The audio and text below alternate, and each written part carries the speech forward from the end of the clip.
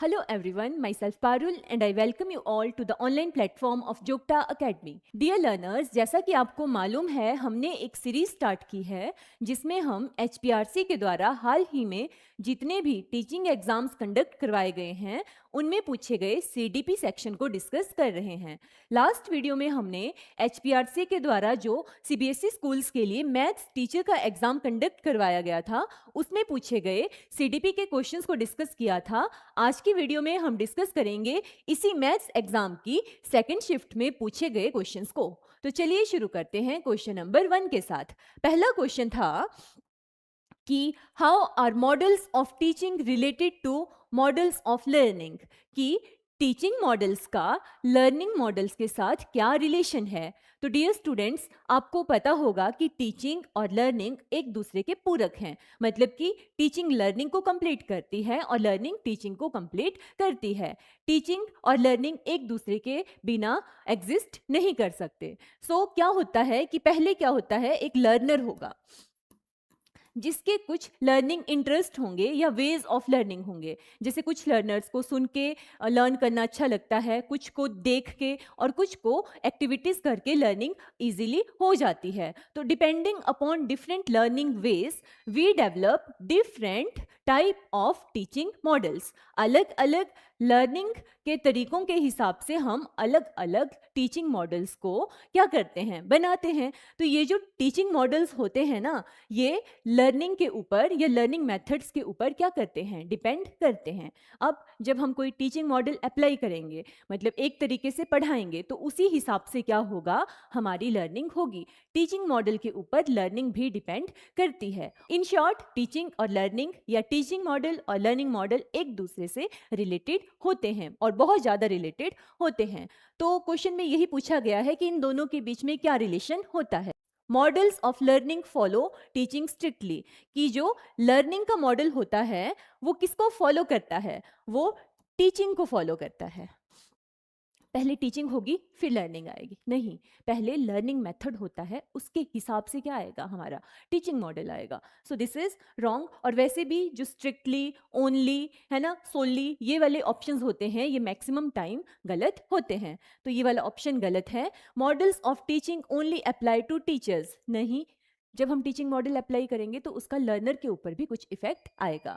Models of teaching are really models of learning, this can be correct. Models of teaching are unrelated to learning, ये तो completely incorrect है। So the correct answer is option number C, models of teaching are really models of learning, कि शिक्षण के model असल में सीखने के ही मॉडल होते हैं। अब मूव करते हैं क्वेश्चन नंबर 2 की तरफ। क्वेश्चन नंबर 2 में पूछा गया था, which technique involves the client visualising anxiety provoking scenes while in a relaxed state, कि इनमें से कौन सी टेक्निक में हम जो क्लाइंट होता है उसको कुछ एंग्जाइटी प्रोवोकिंग सीन्स को विजुअलाइज करने के लिए कहते हैं। कैसे, जब वो क्लाइंट क्या होगा, खुद एक रिलैक्स्ड स्टेट में होगा। आप क्या करोगे, क्लाइंट को एक जगह रिलैक्स्ड बिठा दोगे, फिर उसको कुछ सिचुएशंस विजुअलाइज करने के लिए कहोगे, और वो सिचुएशंस कैसी होगी, तनावपूर्ण, मतलब ऐसी सिचुएशंस उसको माइंड में विजुअलाइज करने के लिए कहोगे जिससे एंग्जाइटी प्रोवोक होती है। इनमें से कौन सा इसका करेक्ट ऑप्शन रहेगा, flooding, cognitive restructuring, systematic desensitization या फिर अवर्शन थेरेपी। तो डियर स्टूडेंट्स, इसका जो करेक्ट ऑप्शन होगा वो रहेगा सिस्टमैटिक डिसेंसिटाइजेशन। सिस्टमैटिक डिसेंसिटाइजेशन क्या होता है, एक ऐसी टेक्निक जिसमें आप अपने क्लाइंट को आराम से बिठाओगे, फिर उसको कुछ एंग्जाइटी प्रोवोकिंग सिचुएशंस को इमेजिन करने के लिए कहोगे इन अ ग्रेजुअली इंक्रीजिंग मैनर, और जब यही चीज आप क्या करोगे, एकदम से कर देते हो, तो उसे फ्लडिंग कहते हैं। मतलब एकदम से बहुत ज्यादा ऐसी एंग्जाइटी प्रोवोकिंग सिचुएशन एक हायर लेवल की क्लाइंट के सामने रख देना या उसे विजुअलाइज करने के लिए कहना, दैट इज कॉल्ड फ्लडिंग। और अवर्शन थेरेपी क्या होती है, अवर्शन थेरेपी में हम क्या करते हैं, अगर किसी क्लाइंट के अंदर कुछ अनडिजायरेबल बिहेवियर है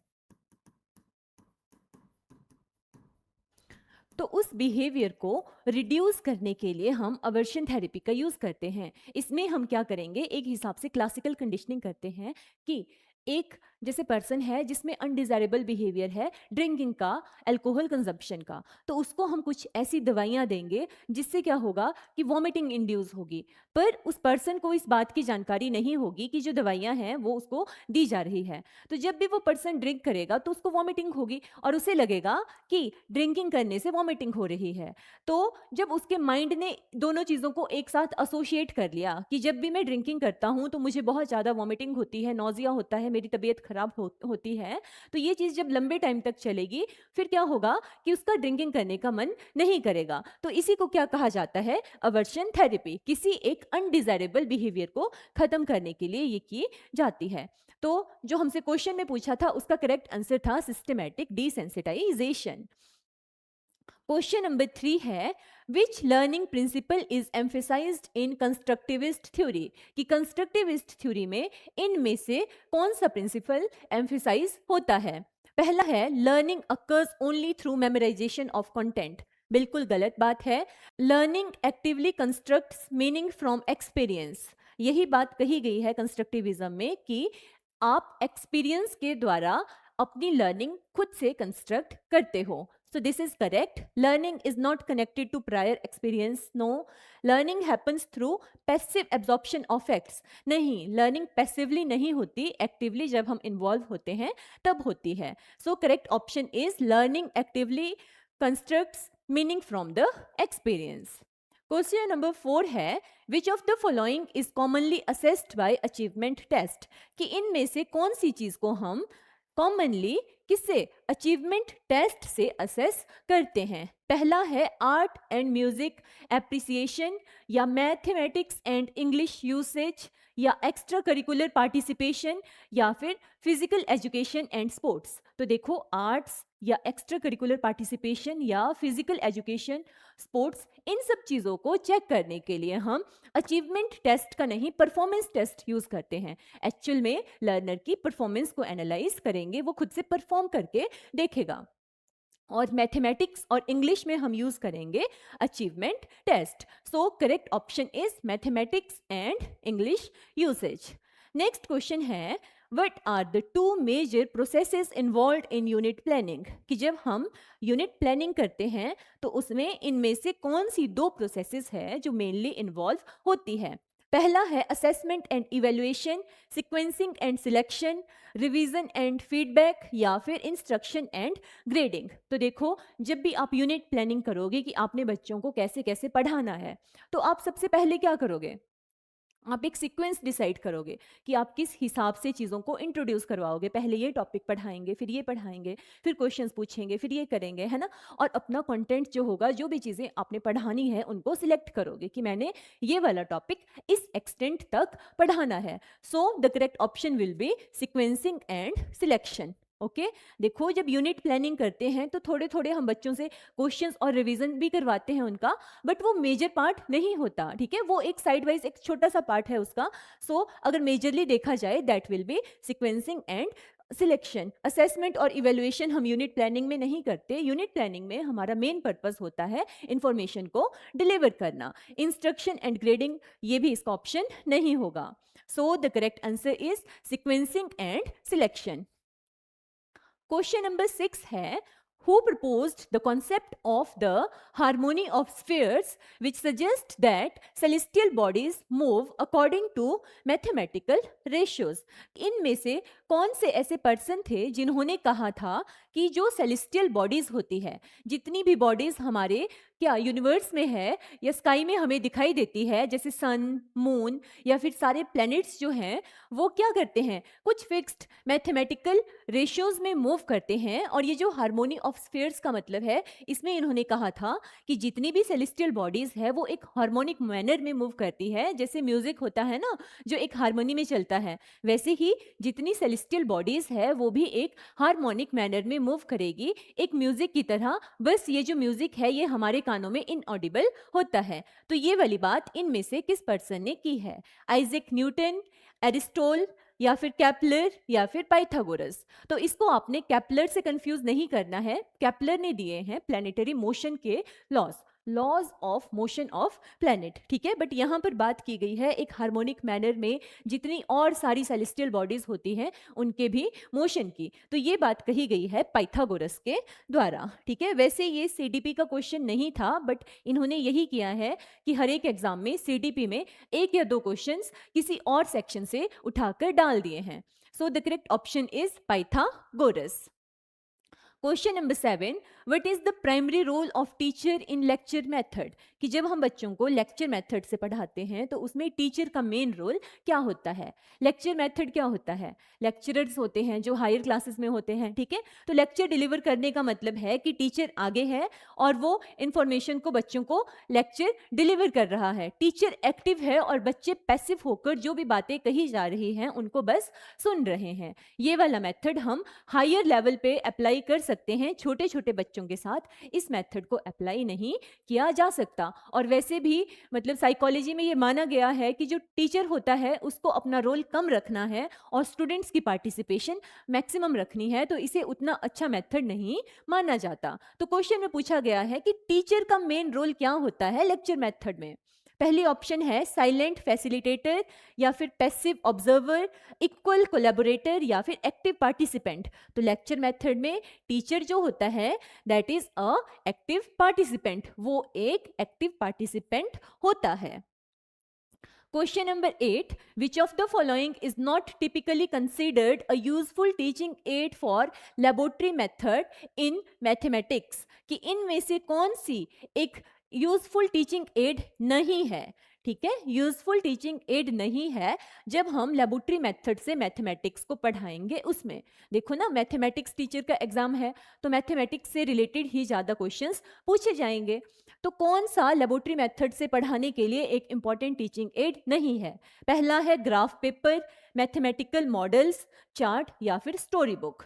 तो स्टोरी बुक मैथमेटिक्स में लेबोरेटरी मेथड में उतना इंपॉर्टेंट या एक इंपॉर्टेंट क्या टीचिंग एड नहीं है ना। चार्ट्स का हम यूज करेंगे, मॉडल्स का यूज करेंगे, ग्राफ पेपर का यूज हम कर सकते हैं, बट स्टोरी टेलिंग को हम लैब्स में कैसे यूज करेंगे। सो स्टोरी बुक एक इंपॉर्टेंट टीचिंग एड नहीं है लेबोरेटरी मेथड में, कहाँ, टीचिंग में। Question number 9, what is main focus of hardware approach in education, कि एजुकेशन में जब हम हार्डवेयर को यूज करते हैं, ठीक है, तो उसका मेन फोकस क्या होता है। Focusing on student discussion based learning, या applying engineering technology in teaching learning, या फिर emphasising software programs for learning process, या फिर using computer technology in classroom teaching. तो देखिए, focusing on student discussion based learning, ये वाला ऑप्शन तो हार्डवेयर अप्रोच से बिल्कुल ही अनरिलेटेड है और यहाँ पर सॉफ्टवेयर की बात की गई है, so this option is also incorrect. यहाँ पर है using computer technology in classroom teaching या फिर applying engineering technology in teaching learning. इन दोनों ऑप्शंस में आप कंफ्यूज हो सकते हो और वैसे देखा जाए तो ये दोनों ही ऑप्शंस ठीक लग रही है, पर कंप्यूटर टेक्नोलॉजी में सिर्फ कंप्यूटर की बात आएगी, जबकि ये जो इंजीनियरिंग टेक्नोलॉजी है इसमें कंप्यूटर के अलावा और भी जितनी भी मतलब इलेक्ट्रॉनिक एड्स होती है वो सारी इंक्लूड हो जाती है। तो एचपीआरसी ने जो करेक्ट आंसर दिया था that was applying engineering technology in teaching learning. So this is the correct option, क्योंकि कंप्यूटर टेक्नोलॉजी में सिर्फ कंप्यूटर ही आएंगे। क्वेश्चन नंबर 10 है, which of the following is main primary purpose of Gyan Vani FM radio station launched in year 2001, कि ज्ञान Vani FM radio station जो कि 2001 में लॉन्च किया गया था, इसका मेन पर्पस क्या था। देखिए, टीचिंग से रिलेटेड हमारा सब्जेक्ट है तो इसका मेन पर्पस वैसे अगर आप जनरली भी देखोगे तो क्या होगा, एजुकेशन से रिलेटेड होगा, लर्निंग से रिलेटेड होगा, बट फिर भी हम ऑप्शंस देख सकते हैं। To cater information and educational needs, ये थोड़ा ठीक लग रहा है। To provide only tertiary education, no, ठीक है, only. To broadcast international news, no. To replace television based education, नहीं। रेडियोज को टेलीविजन रिप्लेस कर सकते हैं पर रेडियो टेलीविजन को रिप्लेस नहीं कर सकता, तो ये वाली ऑप्शन गलत है। और न्यूज देना, ठीक है, मैंने बोला इसका मेन पर्पस क्या था, एजुकेशन से रिलेटेड, ठीक है। न्यूज तो हो सकती है जो एजुकेशन से रिलेटेड न्यूज है वो, बट प्राइमरी पर्पस सिर्फ न्यूज देना इसका नहीं था। और सिर्फ टर्शरी एजुकेशन वाली जो बात की गई है ओनली आ गया, तो इतना मतलब इसका एक लिमिटेड एरिया नहीं था, तो ये वाली ऑप्शन भी क्या है, गलत है। इसका मेन पर्पस क्या था, to cater information and educational needs, option number A. ये जो ज्ञान वाणी एफएम रेडियो स्टेशंस थे ना, ये 2001 में लॉन्च किए गए थे और इनको प्राइमरली ऑपरेट किया जाता था इग्नू के द्वारा। Indira Gandhi national open university. और इसमें अलग अलग एजेंसीज थी जो क्या करती थी, कोलैबोरेट करती थी, अपनी इंफॉर्मेशन या मतलब यहाँ पर आकर अपनी नॉलेज को देते थे। इसमें कौन कौन सी एजेंसीज आ सकती हैं, जैसे एनसीईआरटीज हो गई, ठीक है, या फिर यूजीसी हो गए, या वेरियस आईआईटीज, ठीक है। अलग अलग एजेंसीज से लोग आकर यहाँ पर इंफॉर्मेशन को देते थे, ठीक है। This was Gyanvani FM radio station. तो यही 10 क्वेश्चन जो थे वो पूछे गए थे सीबीएसई टीचर का, जो 26 मार्च को सेकंड शिफ्ट में मैथ्स टीचर का एग्जाम करवाया गया था। अब देखिए स्टूडेंट्स, आगे आने वाली वीडियो में हम डिस्कस करेंगे इंग्लिश टीचर का जो सीबीएसई स्कूल्स के लिए एग्जाम करवाया गया था, उसमें पूछे गए सीडीपी के क्वेश्चंस को। ये जो क्वेश्चंस है ना, ये आपके लिए एक हिसाब से पाथ रहेगा, आपका रोड मैप रहेगा कि आपने किस हिसाब से तैयारी करनी है सीबीएसई स्कूल के एग्जाम्स में जो सीडीपी के क्वेश्चंस पूछे जाएंगे उसके लिए। तो अगर वीडियो आपके लिए हेल्पफुल रहा है तो please like, share and comment on the video. Thank you.